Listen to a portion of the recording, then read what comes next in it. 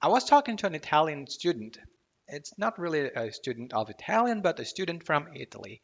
And we were discussing the funny fact that Portuguese chose to stick to the verb chegar, while Italian, French, and even Romansh chose to use the verb arriver or arrivare or to arrive or something similar to that.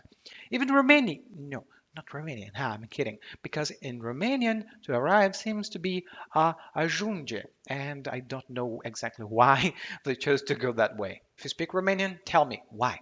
So as you can see, Italian, French, Romansh, and other languages chose to use arrivare or something like that, whereas Spanish and Portuguese chose Portuguese. Why? That's what you're going to learn today. Find out why they did that and some other interesting facts about those words in Portuguese as well. Let's get started.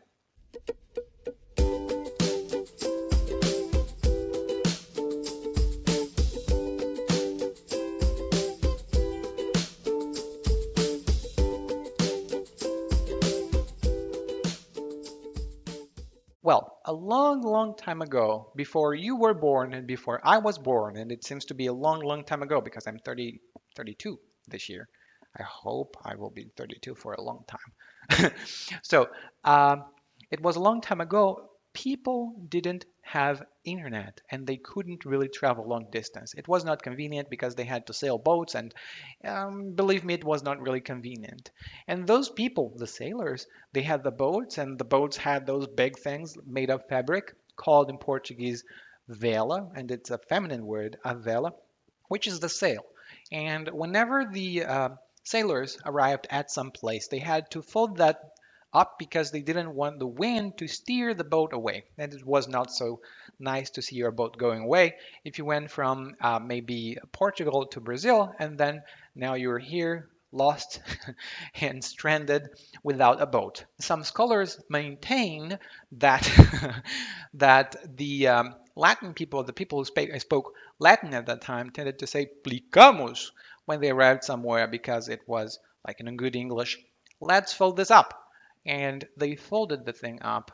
And those words that in Latin have the pl cluster, like plicamos, plicare, or pluvius, plenus, they came down the years into Portuguese with a sh sound. So you see like plenos, cheio, you see pluvius or pluvia, chuva, and you also see plicare, chegar, with a lot of goodwill and patience because plicare, chegare, the hard k sound becomes a hard g sound.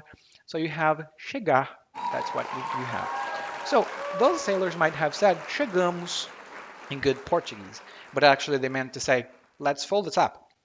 However, throughout the years, the act of arriving at some place became associated with the fact that they had to close that and that they said chegamos. So kind of by association, it became chegar or to arrive.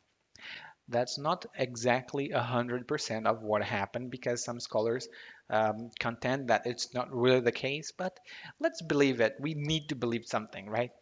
And now, why did French and Italian and English go the other way and went with arrivare? Well, that's another story. And here we might extrapolate a little bit about languages, parting ways, and living different lives, because that's a very interesting thing to think about.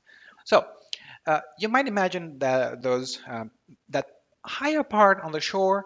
It's called ripa in Italian, not Italian. I'm sorry, in Latin, and it's ripa, ripa, and it's like the shore, the part where you can actually step on and walk and it's dry, it's not really wet.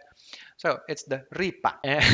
And when the sailors went to that direction, when they went in that direction, they said, we go ad ripam because it's like ad to ripam, the shore, and we are going in the direction of the shore, and ad ripare became like to arrive.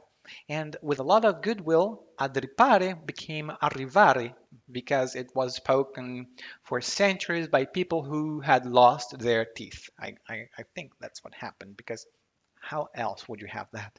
So, arrivare then became the fact of arriving at the ripa. And this word ripa in Portuguese gives us many words. But before I tell you that, just a quick thing.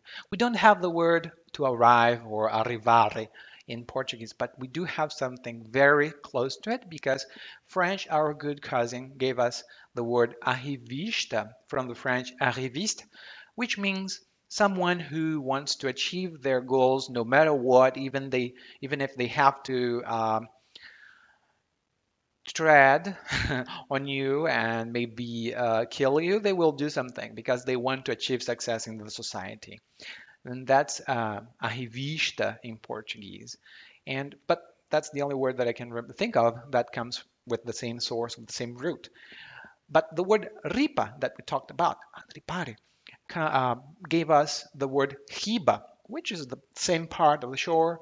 But when we think of riba here in Portuguese, we think of the riverbank.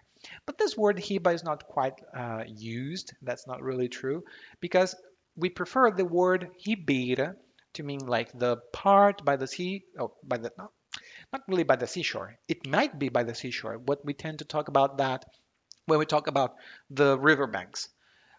We also get the word ribeirinho, which is used to denote anyone or anything that lives by the river, like plantações ribeirinhas, pessoas que moram na ribeira são ribeirinhos. We also got ribanceira, which is kind of a steep slope, kind of cliff by the seashore or very close to it. Not necessarily because here in Brazil, when we say, Ih, o carro caiu da ribanceira, it means that the car just fell down the slope and we had an accident. And it might be any slope at all. We are also got the word arriba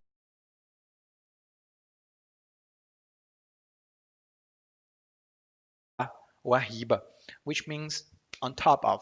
But in my hometown, in my home state, this is also a very informal way of saying, let's lift it up when we have to lift up a grunting weight, like arriba, like this. And of course, there might be some confusion because in Portuguese we do have a word that like looks like ripa in Latin, but in Portuguese it's actually ripa, pronounced like that. And it's a clapboard that you use to build houses or fences sometimes, and also some kinds of construction, which is uh, a very common thing. But this ripa has nothing to do with this ripa. Okay?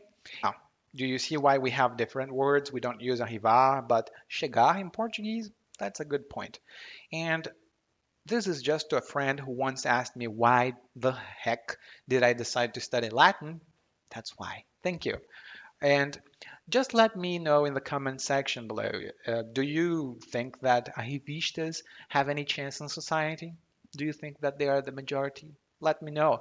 And if you've been learning Portuguese for some time and you feel the frustration of not knowing what verb to use in what situation or what tense, go to portuguesewitheli.com/verbs and grab your free report right now to get rid of those little problems. See you soon. Ciao.